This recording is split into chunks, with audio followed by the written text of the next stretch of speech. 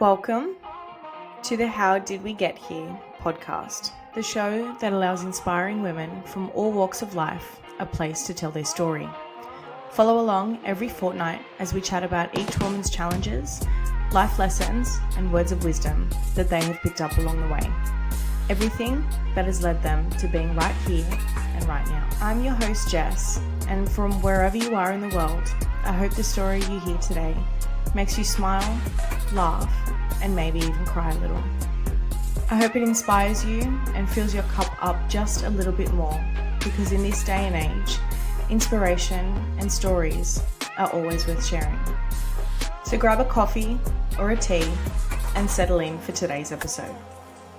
And welcome back to the How Did We Get Here podcast. Thank you all for joining me today on our next episode. And I'm super fucking excited to welcome my very good friend, Nae, to the show. Thank you so much for joining me, honey. You're welcome. I'm so excited.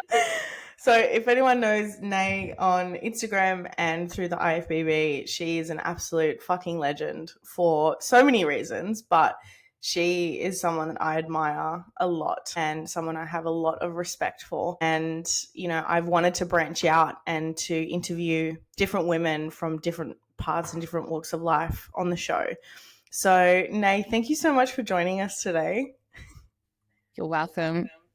I've been watching your podcast like since you started it, and I'm like, oh, that's so cool. And like when you asked me to come on, I was like, I felt really nervous because I'm not very good at public speaking at all. But obviously, you know me, like I can talk to anyone. So it's really like this weird sort of area that I want to be a part of. So thank you. I appreciate you. I'm proud of you. Because it's a lot, like being someone who's not very good with public speaking or it makes you a little bit more nervous. Like this is such a big step for you. And I'm so honored that you said yes. Yay. All right. Well, to kick things off, Nae, I love asking this question. I love starting my episode with this question. So if you were to describe yourself without telling our audience what you do for work, how would you describe yourself? Oh, that's a good question. So obviously I didn't get to think about this, but I would say I'm a passionate, creative person that loves what they do fully and completely, and I'm very open to all aspects of that adventure. So I guess I'm just a very go-getter person. You are, definitely. And you're very much like a safe space for people, I think. Not only in what you do, as in your work, but just you as a person and your personality and the way you make people feel when you're around them. Yeah. Well, I try to, like, if you don't have space for people, I think it makes you kind of come across as like disingenuous. And I try to be a space where people feel comfortable to be themselves versus like try to be something that they're not. Because like a lot of people do that, especially in this day and age with what, like I'm actually like much older than like I appear to people, and people are actually often shocked at learning how old I am. So I think it's something that I've learned because like I grew up in my teenage years and stuff. We didn't have like social media. We didn't even have cell phones. Like it was more of a thing of like you go out, you make friends, you be a part of a community, and that's like something that's like super important to me. So I feel like belonging to something is being able to accept all aspects of it. So I think the ability to be a space for people to like feel comfortable in themselves, or if they're nervous to feel comfortable, especially with what the industry, what we do, it's very important for people to be able to be like I'm okay. Yeah, I'm safe. Like I'm, you know. Yeah. I love that. And I think that's a very lost thing in today's society. Not very lost, but I think it's very rare to find people like that and people that feel like that. Yeah. Which is why I just gravitated towards you the second we met. Like it just, you know, I just knew instantly. I was like, oh my God, this person is a safe person. I love being around Nae. I think that's something like that you instantly recognize as a human being, right? Like you actually, like I've found throughout my travels and like the industry itself, I've found that it's been a very interesting journey in terms of being able to actually see people's personality, like, because they have, like, often when you meet them or you see them for the first time, they're standing on stage with barely any freaking clothes on. So, like, you see all that personality, like, straight Just away. there. Yeah. Because you can tell if somebody's nervous, you can tell if somebody's having fun, you can tell if somebody's confident, you can tell if somebody's shy, like, and we're all doing the same, well, you guys are all doing the same thing, and it's my job to, like, make you feel comfortable, because quite often, people see me as the first person they see when they come out on stage, because they look down when they're walking, and I'm sitting there, and they go, oh, okay. Yeah. I feel all right. I'm here. Absolutely. Definitely. Okay, well, to preface this, everyone who doesn't know, Nae is Nae is the official photographer for the IFBB. And we'll get more into it. I want to get into it as we go through the episode, but just for people that are listening that don't really know, so that's why when Nae said that, you know, a lot of the competitors, when they first come out on stage, they first step on stage, Nae is the first person that they see. And it is, like, for me, I know whenever I compete, whenever I step on stage and I know you're there, I just feel this sense of, oh, okay, I'm good. I'm fine. I'm calm. I know Nae's going to get my good side. I'll try. Yeah. Oh, goodness. No. Okay, well, take us back, Nae. So just to give our audience, and even for me as well, like, to get a little bit more of an understanding of your past in terms of your childhood, your adolescence, life events, things that have sort of made a significant impact on you and your values as a person, in terms of how those things have shaped you into who you are today. So, like, are there significant moments throughout your life that have sort of come into play in terms of how they've created you into who you are today? Yeah, I mean, like I referenced before, like, I always go on a tangent quite often when I speak, but it's because I am very passionate about what I do, so it's hard to reveal what I do without telling you. Yeah, exactly. But I think, like, obviously I grew up in New Zealand. I come from a really small town in Central Hawke's Bay, which is about, so if anybody's been to New Zealand, you usually fly into either Auckland or Wellington. Mm-hmm. If you're in the North Island. So it's pretty much smack bang in the middle of the East Coast. It's a very rural area. I grew up with a class of about 20 kids. Wow. Going to school, like, through primary school. And so obviously when you go through primary school in a small rural town, all those people in your class are going with you, because you go, you just go together. Yeah, we just move on and move on. So it was a very close-knit community. Walked to school by myself at like 5, 6, 7, 8. Oh my God. You know what I mean? Like, it's just down the road. So, like, it doesn't, you know, it's not a big deal. And back then, like, revealing how old I am now, in the 80s, late 80s and early 90s, growing up, and then going to high school with my class, there will be probably about 30 as well. So, like, the total school was probably about 600 people at high school. Yeah. It's quite small, and you get to know people really well. And through that, I kind of, like, realized that I was kind of different. Like, I was sporty, but I was also a bit of a tomboy, because my parents separated when I was really young. I have a younger brother that's 2 years younger than me, and then later in life I found out I had an older half brother. Oh my gosh. Yeah, so, like, I think I was about 15 when I found that out. Mm-hmm. So it kind of made sense to me, because, like, even though those things you don't grow up with them, but, like, I was like, oh, I'm a middle child, so that's why I feel so, like, just like disconnected a little bit. Yeah. So, like, I was always really interested in the arts and stuff, but I also really loved playing sport when I was young. What did you play? Netball and girls rugby. So nice. Obviously being Kiwi, like, that's yeah, okay. So, yeah. But when I was at high school, I was in, like, you know, our rugby team did really well. Like, I know a few of the girls that I played with when I was at high school played in the women's All Black team. yeah, like I think growing up in a real community really develops who you are as a person. Um, I think a lot of rural people will say the same thing. You take on responsibility as an adult quite quickly. Absolutely. From a young age, I think, as well. Yeah, and it's not like there's nothing, absolutely nothing wrong with that, because like it really creates like character. And you do start taking responsibility for your actions quite early in life. So I think when I think about my life, I've always been a very responsible person. So Yeah. I think wanting to do the things that I wanted to do as I got older was really from that upbringing.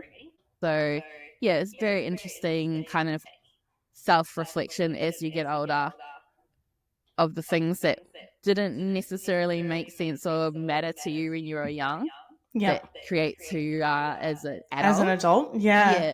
I think obviously like in my mid teens, my mum got a new job in Auckland. So I went from Hawke's Bay to Auckland with her.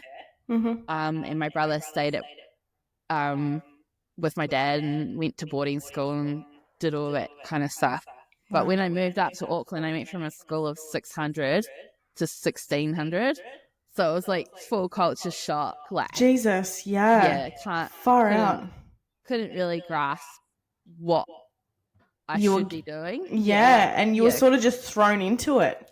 Yeah. So Massive shock to the system. so much of a shock. And when I did that, they offered like different things at high school. So I kind of like was like, well, what am I going to do with my life? I don't know. Like, what do I want to be? They didn't have a girls' rugby team.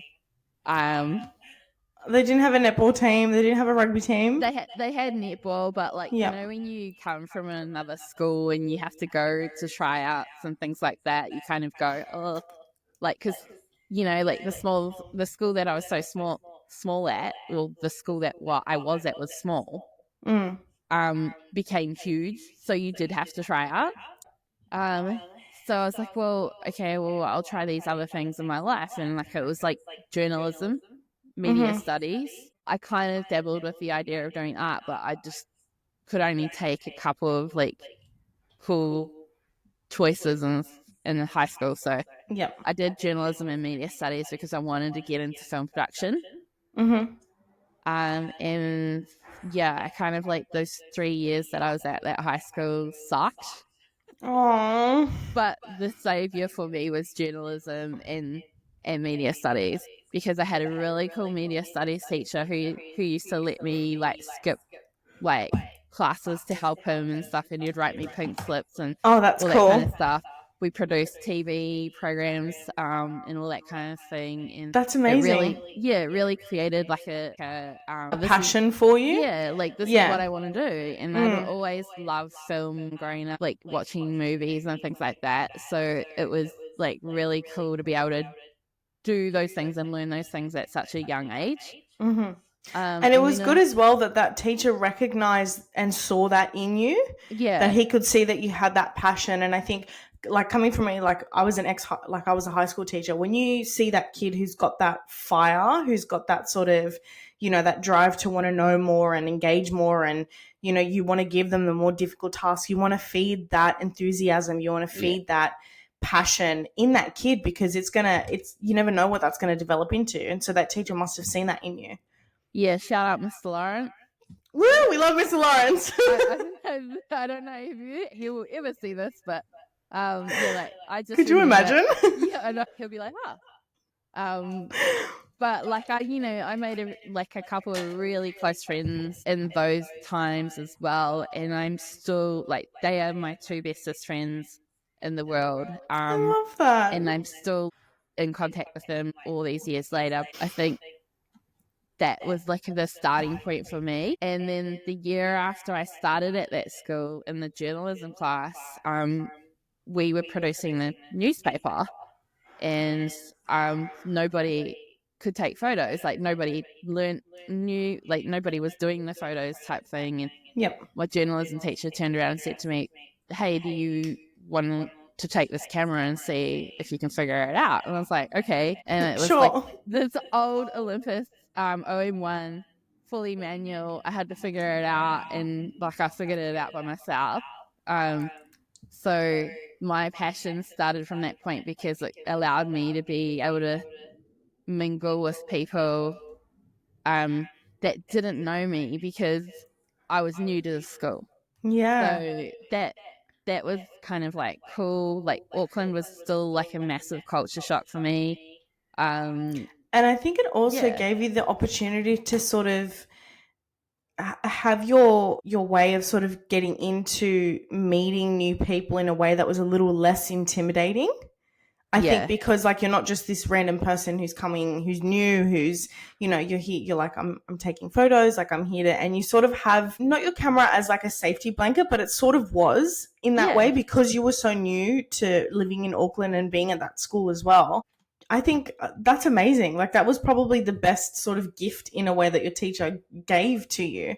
Yeah, and it's funny because like I look back and I go, oh, I don't even know what half those kids are doing these days, but like at least I could contribute to maybe something of their memories because all those photos I took at that time went into the yearbook.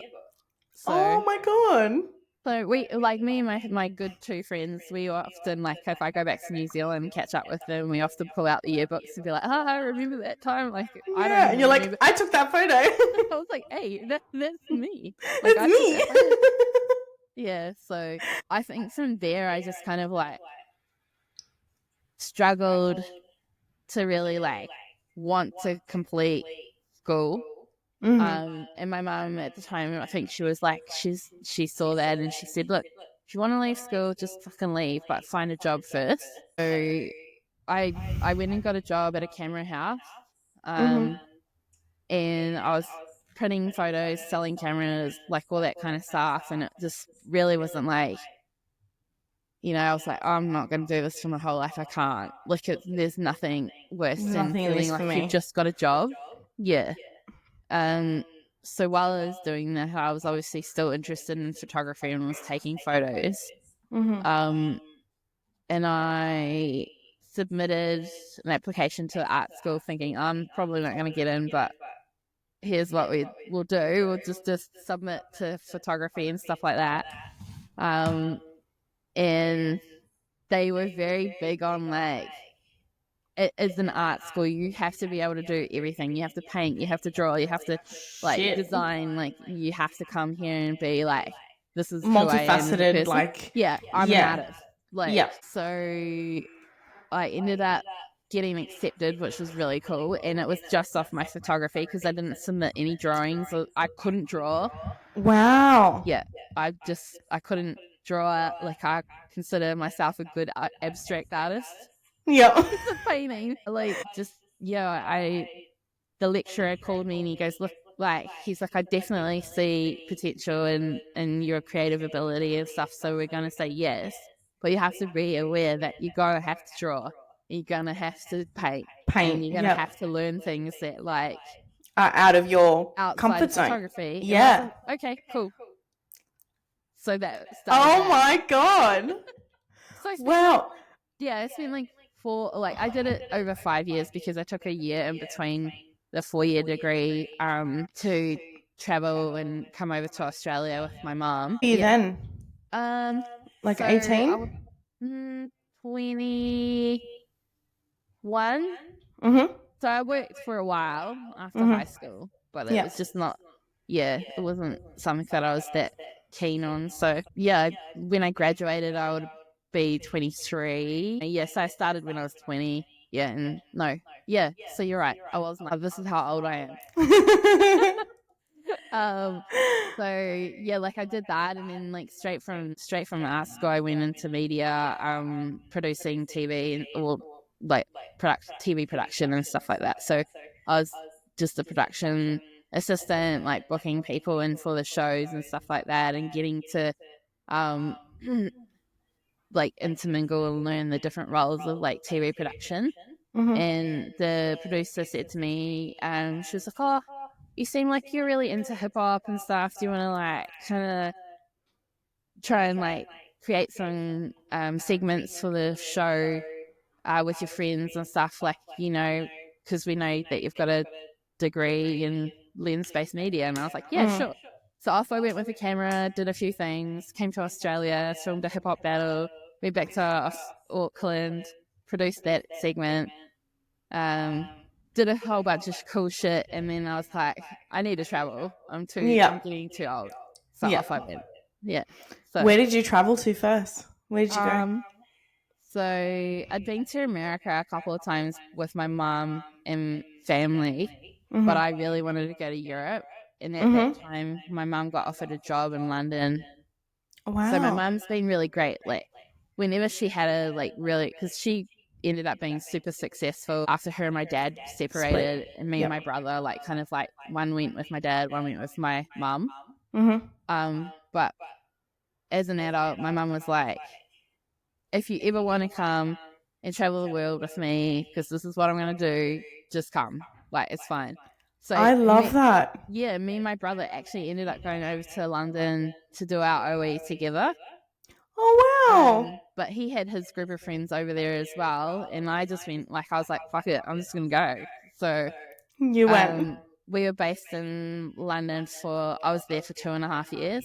Wow. And just traveled around Europe and stuff, like, absorbing all that culture and really getting into stuff. I did a few photography jobs here and there, and that's when social media, like, really blew up. Like, everything was Facebook, Instagram, everything was just, like, blowing up. And then like, I kind of didn't want to come back to New Zealand. So ended up coming to Australia, and I've been here since 2009. Wow. Yeah. That's amazing. And so have you always lived in Melbourne? Yeah. Just in Melbourne? I lived in Perth in the year between my degree, and I hated it. Sorry, Perth people, but like back then there was fucking nothing there. Like, it was so dead. Bumfuck nowhere. But like, I love Melbourne. I love Melbourne's, like, culture, just like the music. It's a very aesthetic city. Yeah. It's a very you city. Yeah, it's very New York, which is very me. I was gonna say, it's literally the New York of Australia. 100%. That's the best way to describe it. Yeah. 100%. So, yeah, like, I'm like, even when I moved back here, I was just like, this is cool. Like, I like it. And I wasn't even doing anything cool. Like, I was like working at Fitness First as a sales consultant. And that's how I got into the fitness industry. I was going to say, okay, so from then, when you finally decided, so from Europe, you were living in London for 2 years, working over there. Where else did you go? What was some of your other favorite places in Europe to visit in terms of the culture? Yeah. I really loved Paris, but Parisians are rude. Yeah, I've heard that. No shade. Like, everybody knows it. Like, it's just assholes. Yeah, like, straight up. But I love, like, the art and culture there, like the historical side of things. And I really love Greece and the Greek islands. Like, we went there like a few times. Yeah, the Greek islands, like, especially like Eos and Santorini and stuff, like 2 different types of islands, but very, very cool, like, blacks. And I really love Amsterdam. And like, that's always been on my bucket list to go to. Yeah. Totally different vibes and stuff. Like, that was the cool thing about, like, if anyone's ever, like, thought about traveling and not sure and they want to go, just go. Like, honestly, like, there's nothing like staying or basing yourself in a place like London that's so easily accessible to other countries. With completely different environments in 2 hours. Like, seriously. Like, that's actually, like, it's not fair. Yeah. Like, it's so not fair. Like, it takes us so long from Australia to get to Europe that it's like, if you live in London, you can just be in Greece in 2 hours. Like, what the fuck is that? That's not fair. Why? It's crazy. And that's the other thing is, like, you experience something so different when you travel. Like, it's just different. Like, you just learn stuff about life in general. 100%. So, yeah, like, I think, like, travel is massively important to people. I could not agree more. People don't understand how important it is. Like, I've been to America like every year for the last freaking 20 years or whatever. And like I have Uber drivers and like sometimes they're chatting, you know, and like I remember like having this conversation with a guy that was like 23, 24, prime of his life, never even left his state. What? And I was like, dude, why? And he's like, oh, I hate planes. I was like, why do you hate them? And he's like, well, I've never been on one. And I was like, probably why you hate them. Yeah. My God, the first overseas trip I ever went on was to America when I was 21. And then after that, it was Greece with my family, like my dad and my sisters and my yaya. And I got to see my family. I got to meet heaps of my family and just explore that side of the world and that culture. And, you know, and then it was Bali twice and Thailand. I think those are the only other countries I've been to so far. But I'm planning, we're going to New Zealand in August. I'm so excited. It is going to be so good. And I'm going to, I know, and I'm going to Japan in 24 days. I'm so jealous. See, like I was supposed to go to Japan last year, but I ended up cancelling that trip. But luckily I did because my nana passed away, so I had to go back to New Zealand. That's right. So yeah, but I'm so jealous. Japan is like definitely number one, like on the list. Yeah, for sure. Yeah. So I hope you have a blast there. Have you got plans? Yeah, we've got here because I'm going with a group of friends. There's going to be about 6 of us, so we've got some plans for each of the places that we're going to in Japan. That's so cool. How long are you going for? Almost 3 weeks. Take me. Just jump in a suitcase. Come with me. Oh, I can't. I've got to go somewhere else, don't I? Yeah, you do. Man, I promise I'll bring back some trinkets. I'll come and visit you in Melbourne when I get back. Yeah, you better. I will. From Disneyland. I'll get you something from Disneyland. Okay? Good. Oh my God. Okay, so then after Europe, you settled in Melbourne, and then sort of how did the rest of your career and everything else sort of pan out? Yeah, so like I was struggling to get a job in the media like industry because obviously like a lot of media is like Huno and all that sort of stuff. Like it's definitely about connections, and like while you could probably walk in and say, here's my CV, blah blah blah, like that kind of thing, it's all about who you know. At the end of the day, because you need somebody to back you as well. So I was like, oh, I need to sort my life out. Maybe I'll just go join a gym. And so I started training with a PT and stuff. And she was like, oh, well, they're looking for sales consultants here. Do you want to just like get a job here in the meantime? I was like, oh, okay, I need some money because I've just come back from traveling the world. Yeah. So I ended up applying and got that role there, and like became really close friends with the club manager and stuff, and really did well at sales for some reason because I freaking can't stand it. But I think it was more about people didn't like, they weren't like into the whole spiel of stuff, and I saw that, and like no shade you're a good people person. Yeah, no shade on like fitness first and good consultants, because I know like they have to go through scripting training and stuff like that. And it works, right? Because like it teaches you the basic concepts of sale and handling objection and stuff like that. So I saw though in people, like I could tell really how they were kind of like, oh, I don't know, like, and I think because I just humanized the situation versus like scripting it. I was really successful as a sales consultant there.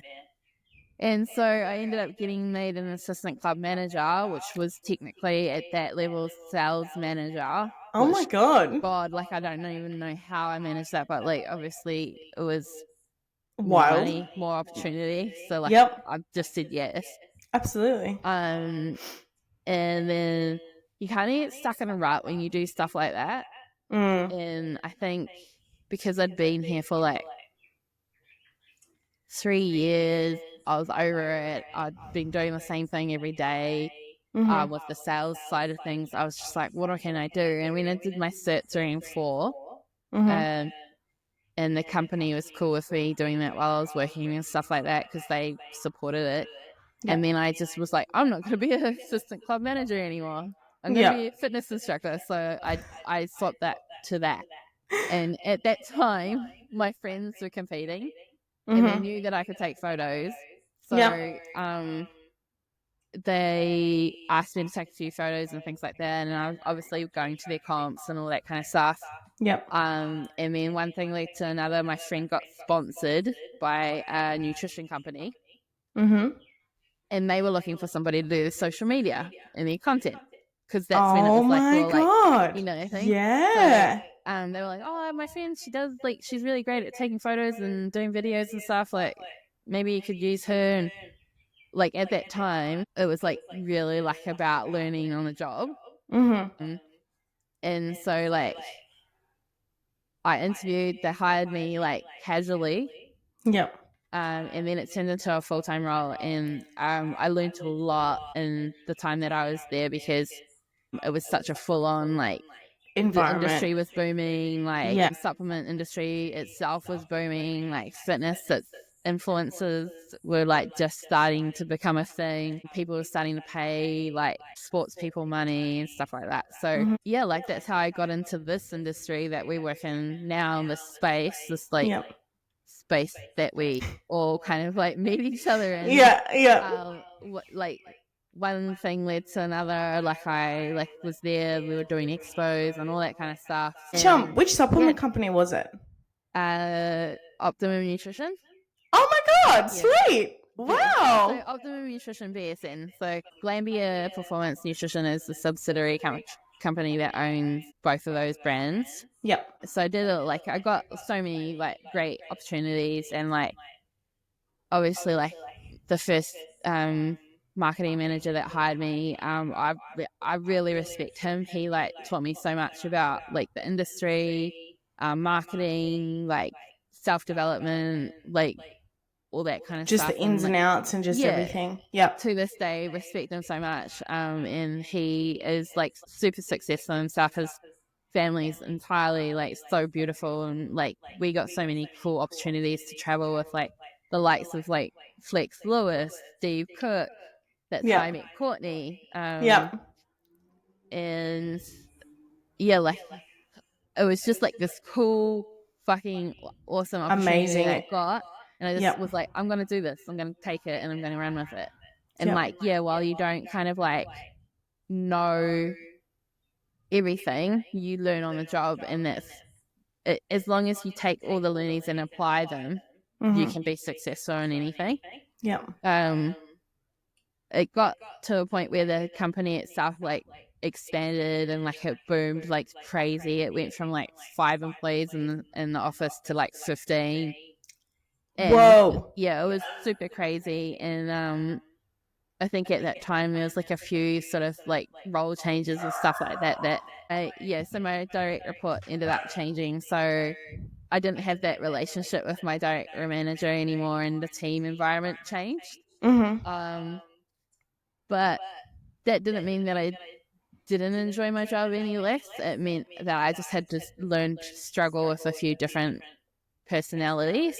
And at that point, I think I was obviously ready for change in what I was doing, but there was no sort of career progression. There was no sort of next step in a way.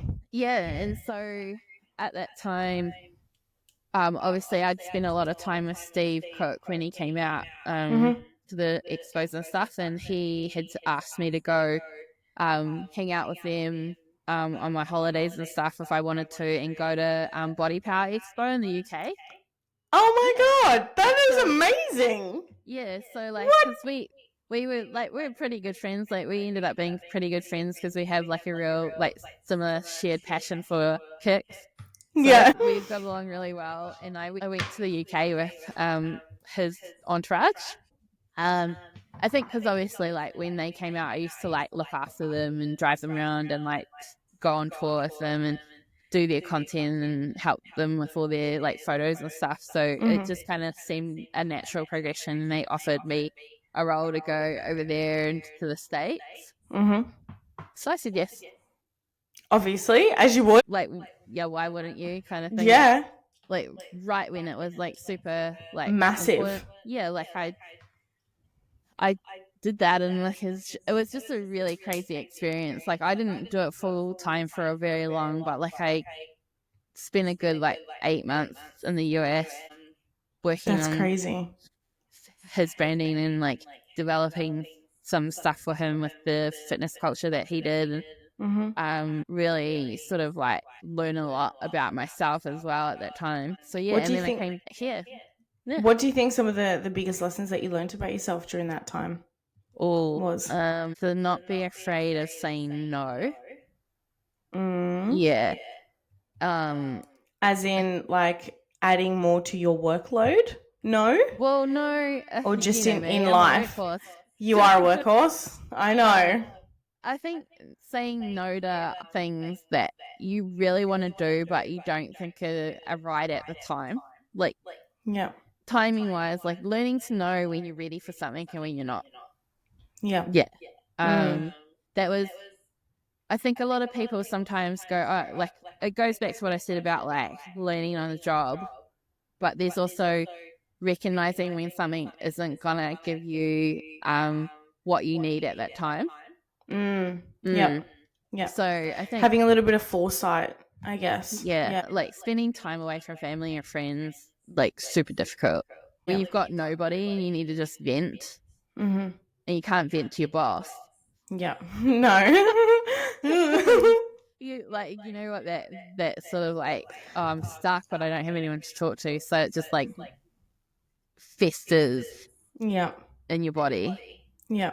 So yeah, I ended up coming back to Australia and just kind of started working for myself, doing bits and pieces. And I got. And then how did you fall into with the IFBB? So I came back and I was working by myself, and I shot a few of the shows and stuff like that with Pro League. And then I still had friends from Optimum and stuff that like I was in touch with, like athletes internationally.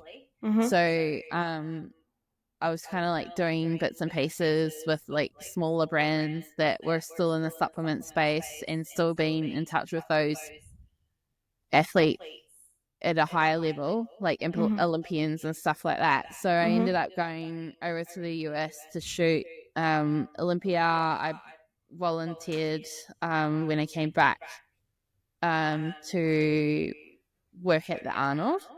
Yep. And then I'd also applied for a job to work with the Arnold's like festivals, just to like focus on producing that festival itself. And I actually interviewed for it while I was away on holiday.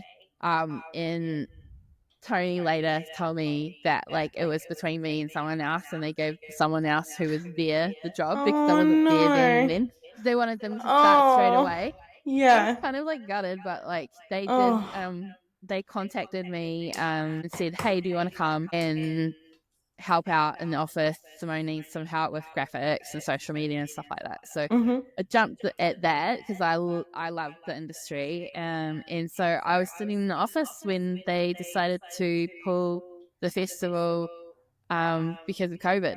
Yeah, I remember that. Yep. Yeah, so that was a shit time for bodybuilding. Really shit time. That was when I was supposed to do my first IFBB show, and then it got cancelled. Yeah.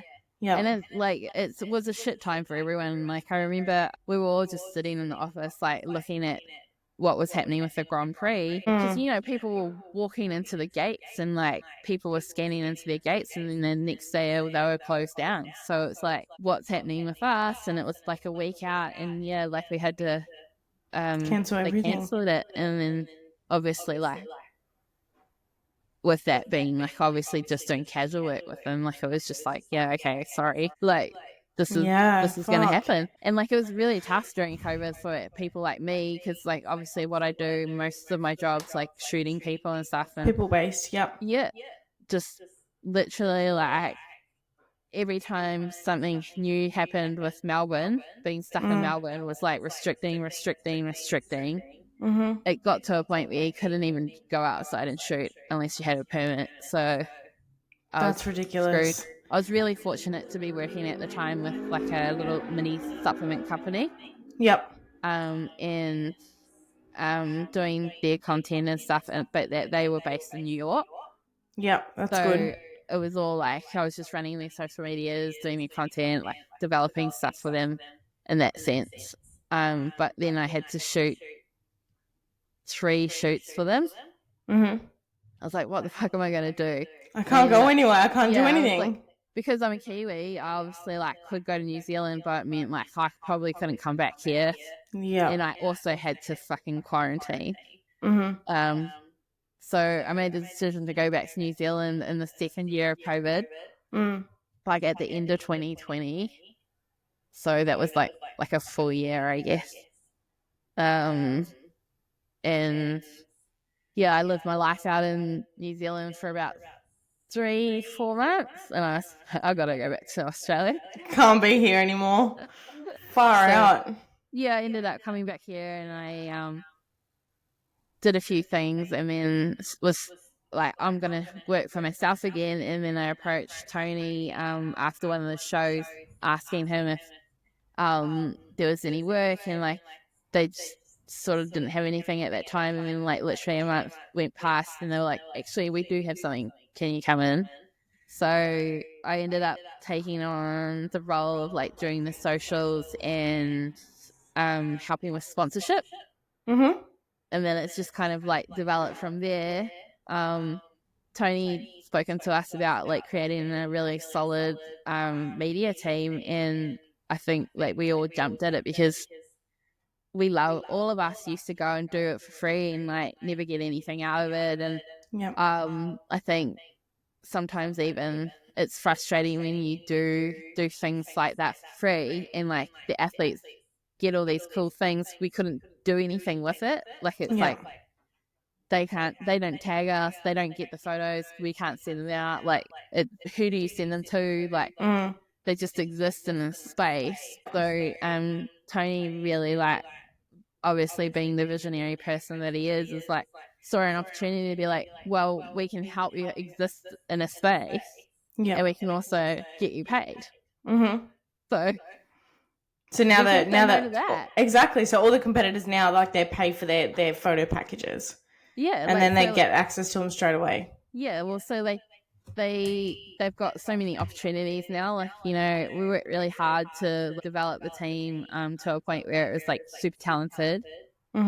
And then obviously like video is so important, and I saw an opportunity for like the boys to jump on board there, and like it took a bit of pushing with a couple of conversations needed to be had, and I think we got to a point where we were like, yep, I think we've nailed it, and yeah, we're good. Like we're gonna smash it out, and so good now. Like I can't even explain how happy I am that the media is where it was at where it should be, like, kind of thing. It's just absolutely so good, and it's just going to keep getting better from here. Like this year already, like this whole year, the next season coming into season 8 is just going to be absolutely insane. Like I'm so excited for it. I'm super excited for bodybuilding as a whole in Australia, because not only I think is there so many opportunities for athletes now, like being able to compete on a stage in Australia and then qualifying to be able to compete anywhere else in the world is so important. And then obviously me getting to do what I love on a daily basis is fucking awesome. Just a cherry on top. Like I think it's not like a, you know, I think it's really important that like I enjoy what I do. Like I don't like feeling like it's a job ever. And I think when you find your niche, you kind of like if you stick with it, it's rewarding, and like there's hard times. Like work. Yeah. Everybody goes through hard times with everything, but I think like not every day is the same, and that's what keeps it cool. I completely agree. Could not agree more, honey. Absolutely. When you went over to the States to shoot, what was probably one of the most surreal experiences for you over there? My first Olympia that I actually got official media passes was freaking cool. It was the first year that Chris won. So oh my god. So Sebum became Sebum that year, I think, really. I think I met him in person the year before he At the won. gym shop. Yeah, so he was in Sydney for the fitness, like the festival, Yeah. and he was training at City Gym that day, which is in the middle of the city. And my friend at the time, Jen, she was working at City Gym and she called me and she's like, Jess, C-Bum's here. And I was like, I ran. I was at the beach that day. I remember I was with my friend Ryan and I fucking bolted to the gym and I was like, I have to meet him. I just have to tell him how cool I think he is and he's amazing and blah, blah, blah. We had a good chat. Like, we had a really, really good chat at the gym. And then you were like, even posed for a photo with me. I'm like, I'm sorry, I'm fangirling so hard. I'm just a massive fan. And he's like, that's cool. He's a very likable guy, that's He's for sure. very sweet. He's lovely. Yeah. So funny story. I actually went to that Olympia to travel. I traveled with Ryle Graber. She's like a Arnold champ fitness Olympian, and she's so awesome. She's got so much energy, and like I just love her. She's just a really great vibe to be around. Mm. So I traveled with her from Phoenix to Olympia, which is probably about a 3-hour drive. Mm-hmm. Yeah, so it was pretty cool. We did a roadie and like got some good memes from it. And they told us that my media pass wouldn't allow me to go into finals. So What? yeah, so I ended up getting a ticket to watch finals, and then I spoke to like one of the security managers on the way out, and they were like, oh, actually, if you had a ticket and your media pass, like your press pass, you could have gotten in. And I was like, why didn't anyone tell me that? What the fuck? So I said to Courtney, I was like, hey, like, just on the off chance, do you have a spare ticket at all? She's like, no, but I know that they've got some there at the box office, so if you go and buy one, you can buy one and get it. You get in. So that was on the Saturday night finals. So I went and I did that and I got in, and that's how I got like all those cool pictures of Chris and winning his first Olympia. But it was fun because like there was actually spare seats up by Chris's family and entourage and stuff. Aww. And so I sat next to Calvin. And I just remember, like, you can hear it on the YouTube, like, of that year when he won. It's like me and Calvin's funny. But it's like those types of things that stand out to me in my life. It was just like, it wasn't even about being at Olympia. It was actually just seeing people being so happy about something that we all cared about. So passionate about. Yeah. Got some great photos that are great memories. So that's fun. And that Olympia was my first one. And so obviously being a press pass is not as important as the full media pass. And then there's like a media pass on top of that lets you go backstage. So that's the goal. That's the goal. But yeah, like working at that level or going to those things and being able to be in the media pit and meeting other like creators and photographers and media people within our industry is really cool because we all go through the same thing. We all get the post-show blues. We all get hyped when somebody looks awesome, and like it's just such a great vibe. Like you go in the media pit and like somebody walks out. Like I remember last year Olympia and Mike walked out. Yeah. Summerfield, and like everybody was like, oh, like oh my god. And, like, it's just such a really crazy experience. A surreal, like I can just imagine it was just so surreal just being there. Yeah, but it's just a great vibe. And like we all respect each other enough to like give each other space and like support each other and all that kind of stuff. And it's like goes back to that thing of like making sure everyone feels comfortable.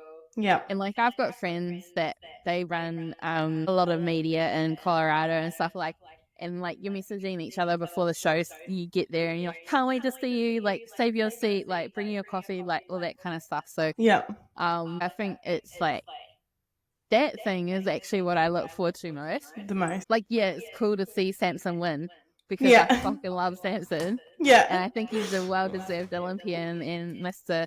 Olympia that. but it's also really fucking cool to have friendships that you go back to each year and they're like still there, they're still the same people. You get to see them and have those same like experiences of like, holy shit. that just happened. Yeah. Yeah, like so like I think that was Olympia's been great, and like each Olympia last year was so magnificent. Like it was just crazy, like blew my mind how cool it was. And they always go like Dan and Jake, they do a really good job at like taking it next level each year. So I'm really keen to see what's going to happen this year. But yeah, like exciting times for me is like obviously building relationships with Gilco, Mitch and Gage and Tay, being so close to them, and like Mitch obviously loving my work. He said he's like, do you want to come to Arnold's UK, because like if you do, like I've got a spot for you on my team. So that's what he did last year, and like that was cool, that was so awesome. And like even though like it's just like a whim of like decision making, it's just like why would you say no to that? That's like the dream. Absolutely. Yeah, Definitely. so he actually, yeah, like I dropped yesterday that like I'm going to Arnold's in 4 weeks time, so in the US, that's the next biggest show that I have to tick off my list. So like it's like, I think that's why when I said it before I was like, oh shit, wait, I'm gonna wait until you say it. so, Yeah.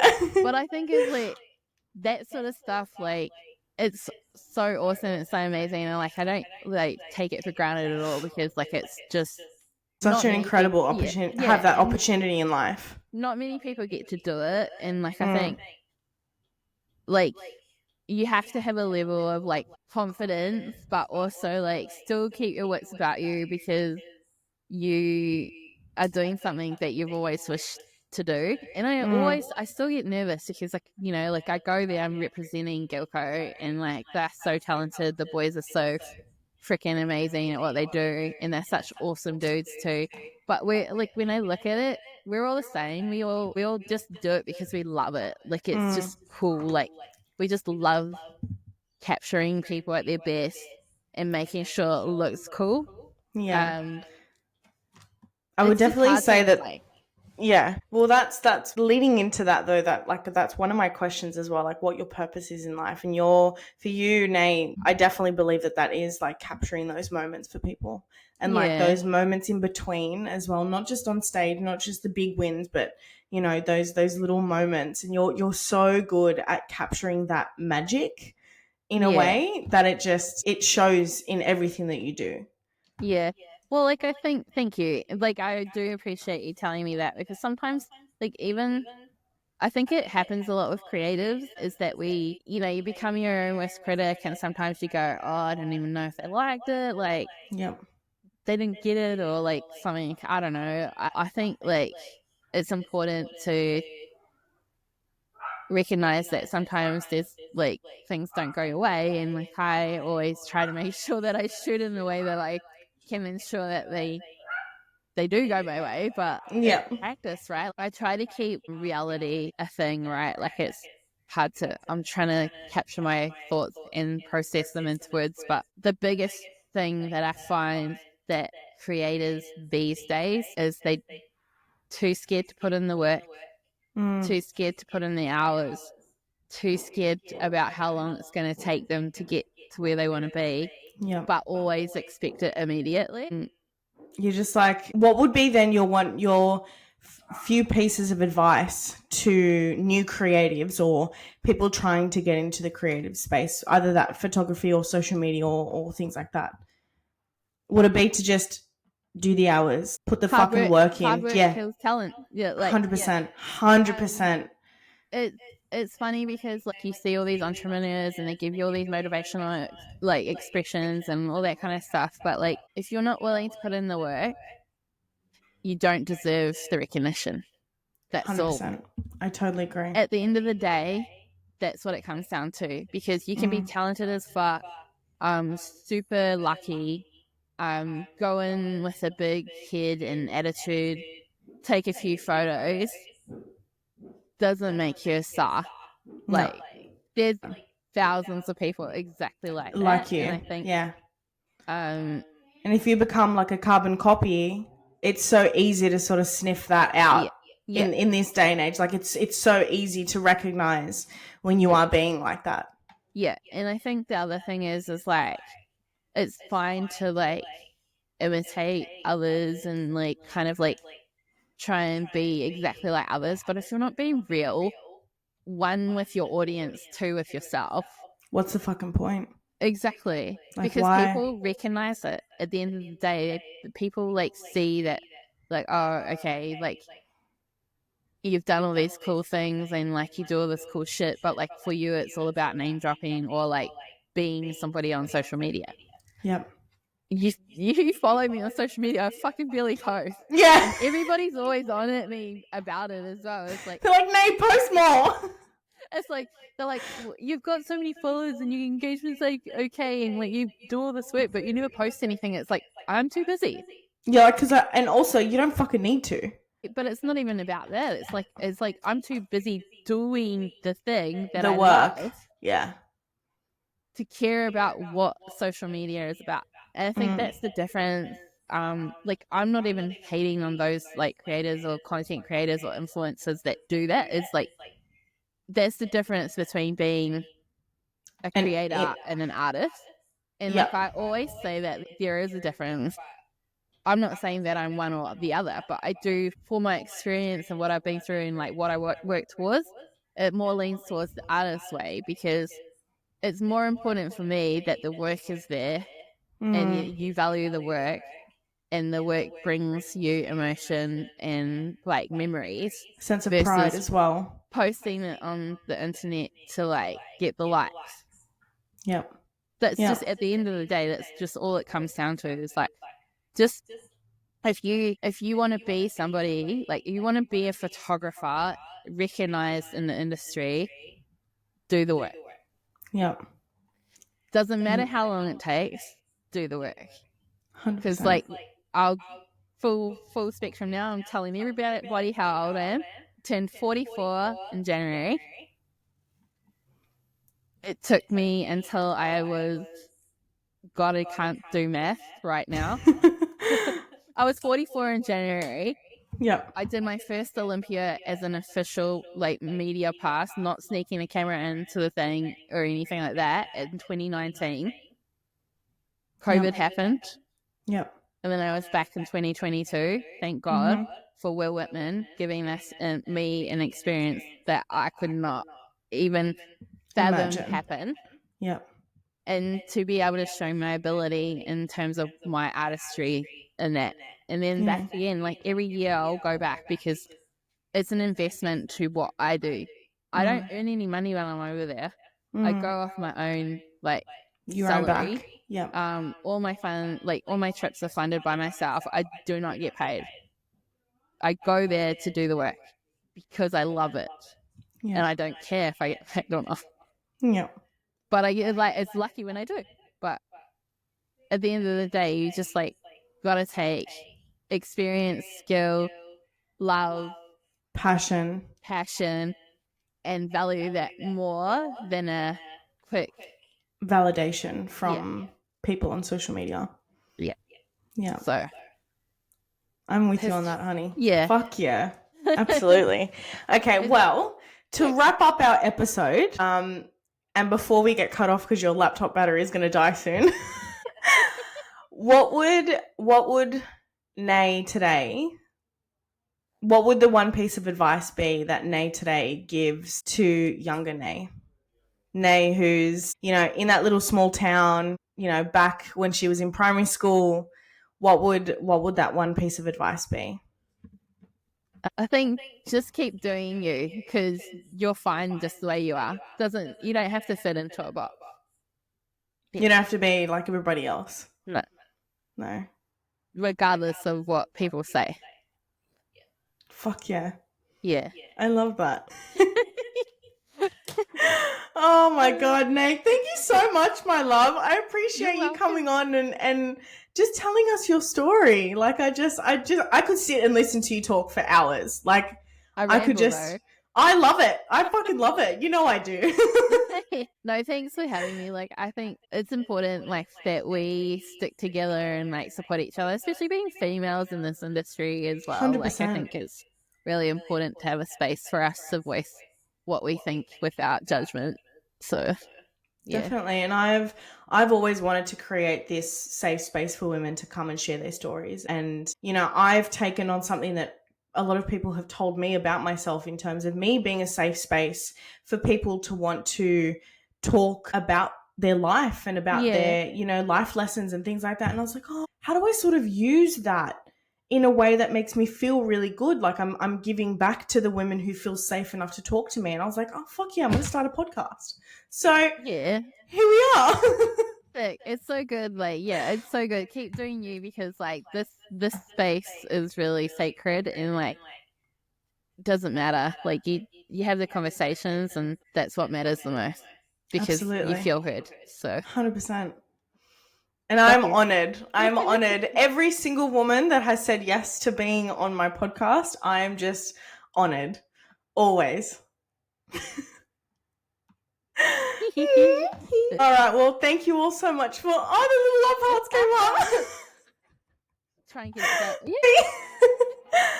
Well, thank you guys for joining us on today's episode of the How Did We Get Here podcast. And, you know, once again, if you haven't already, please make sure you hit the like and subscribe button. It helps me a lot with continuing on with this little passion project that I have that I love so much. And if you do have anyone that you would like to recommend to be a guest on the podcast, please make sure you leave a comment or send us a DM on Instagram. Nae, again, my love, thank you so much. Love you. Thank you for having me. Love you so much. All right. Bye, everyone. Bye.